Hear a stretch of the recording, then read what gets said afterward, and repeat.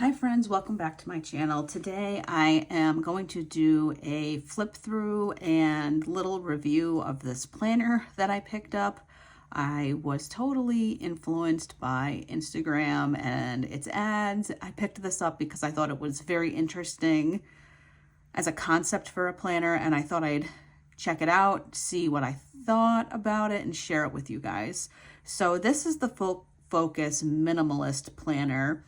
It is a daily planner that is about a quarter's worth of pages, so it's about 3 months.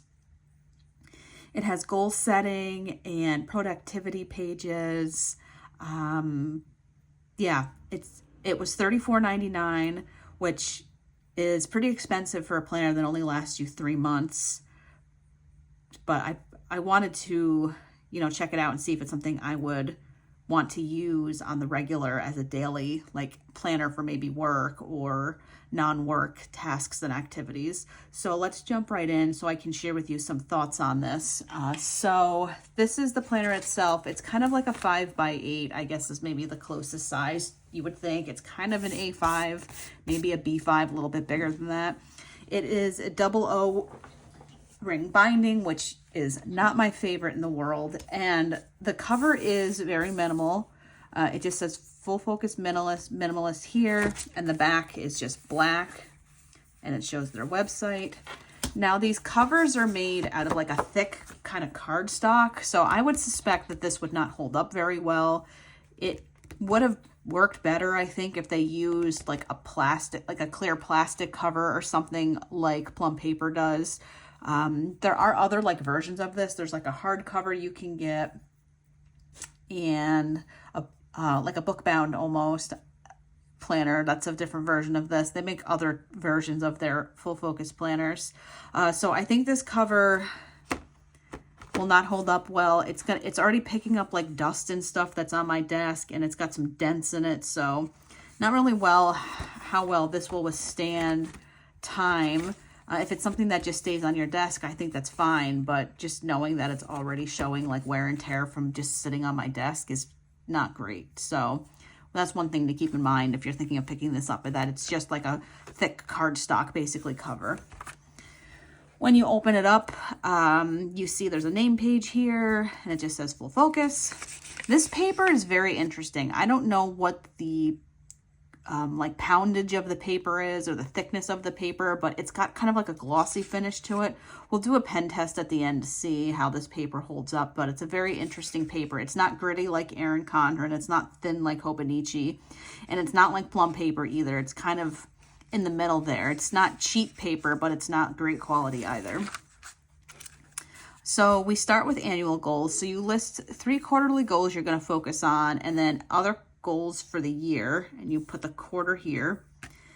There's a start here page. This reminds me a bit of the Cultivate What Matters planner to an extent, how they do like goal planning and stuff in here, but it's also like their own spin on it. And it says designate which quarter you'll focus on each remaining goal. So then we have calendars. So these are undated calendars. They are Monday to Sunday start with a little box here to write in the days of the week. I guess you get to circle what month it is up here, and then you get a notes column, but there's no holidays, obviously, because it's undated. I don't know if I would ever see myself using these. I'm not a big fan of undated calendars, but alas, it's here for your usage. So you get 3 of these, I believe, because it's a quarterly planner. And then we go right into the plans. So each week starts with this weekly preview. So you get an after action review to list your 3 biggest wins of the week. You do a little scale of how far did you get on your weekly big 3. Consider what drove your progress. How will you do more of what worked? Consider what stalled your progress. How will you improve? Review and overview. It says goals, open projects, open tasks, calendar notes. Itemize upcoming personal professional commitments below and or on the next page. So 2 columns. Rejuvenation. Choose 3 ways to better sleep, eat, move, connect, or relax this coming week. I like that. And weekly big 3. Pick 3 priorities for the coming week based on your goals, projects, and commitments. So it's a real weekly breakdown of goals and tasks, So that's why it feels very similar to like the Cultivate What Matters planner. That's more of like a monthly tending list. This is like kind of getting down into the weeds even further on a weekly level. So then you flip the page and you get a weekly overview for a planner. So you get a box from Monday through Friday. This is undated. And then you get split boxes for Saturday and Sunday. I hate this personally. I need space on Saturday and Sunday to write things. So they could have made these a little bit smaller and do what the Hobonichi Weeks does, where you get a box for every day. This is just something that I don't like, but they made up for it in the daily pages. So the daily pages all look the same. They just say the day of the week, and you get to write in the day.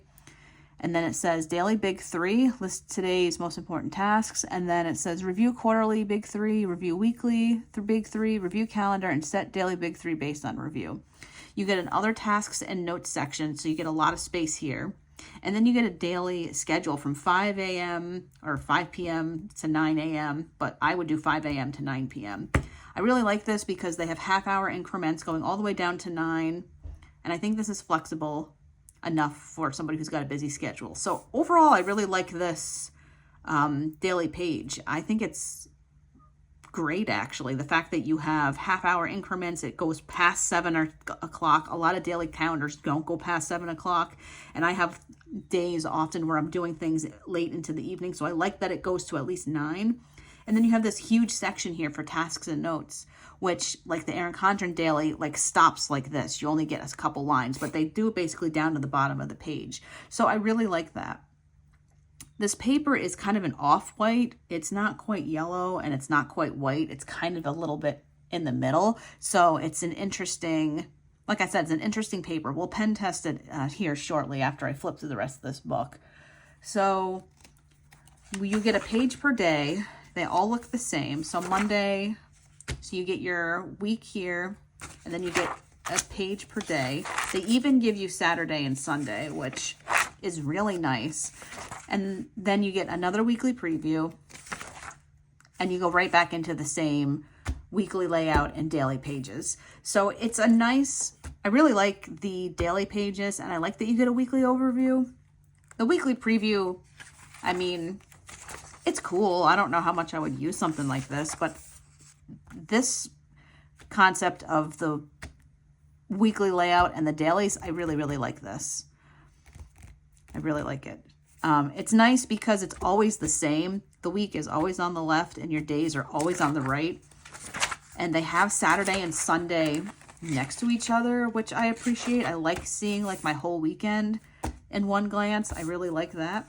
So I'm just going to flip to the back because literally the rest of this is the same. There's also page numbers down here.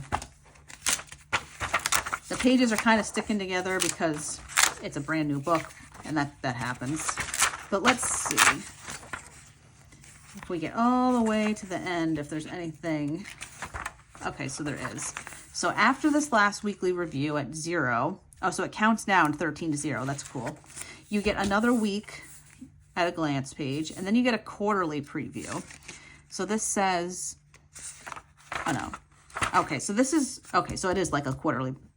So at the very end, you get one last weekly overview page, which, why would you be using this basically? And then you get your quarterly preview. So you say, list your 3 biggest wins from the week. How far did you get on your quarterly big 3? What strategies and tactics worked this quarter? What didn't work this quarter? So some reflections. On the back, what will you keep doing? What will you improve? What will you stop doing? And what will you start doing? And then you get next quarter overview, set up your next full focus planner, review your life focus, review your annual goals, identify your new quarterly big 3, fill in your calendar pages, automate and achieve your achievement by subscribing, blah, blah, blah. And then there's some notes pages here, lines, note pages, and that's it. There's no pocket, and the planner just ends. So I do like the daily pages in here a lot because of the way that they have the schedule broken down and the notes sections. I'm not the biggest fan of the outer cover, and I'm not the biggest fan of their weeklies, but I think this is a really cool concept. I kind of wish I got this in a hardbound planner. I think it would have been better. So if I wind up using this and sticking with it, I may wind up ordering a book-bound planner, but you also have to remember that it's $35 for 3 months. So that puts you at almost $150 for 4 planners for the year, which is pretty expensive. So this may not be an option for you if you have, you don't have, the money to spend on planners every quarter. But I think it's pretty similar to other planners that are quarterly or are, say, 6 month, like the Erin Condren planners, I think are like $70 now for 7 month for a 6 month planner. So it's really not that far off, but it's just something to consider. So I'm going to grab some pens and then we'll do a quick pen test to see what this paper is like.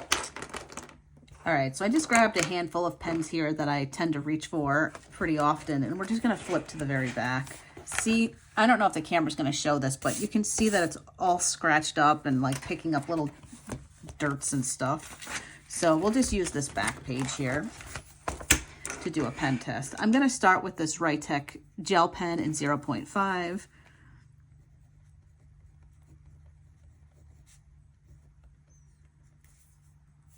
Okay, so it didn't smudge. That's good. This is the Sarasa R in 0.5, another gel pen.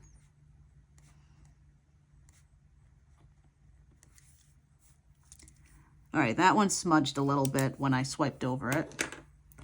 And the next pen I have here is the Sarasa Dry in 0.4. This has been my go-to pen lately.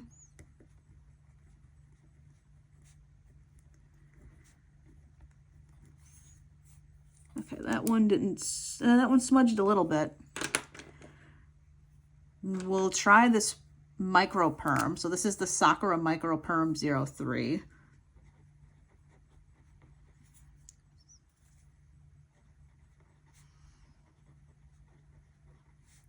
This is really good to use on like glossy sticker paper. Yeah, that one didn't bleed at all or smudge at all. And now we'll do the Zine, and now we'll do the Zig Clean Color Dot marker because I want to see how this bleeds through.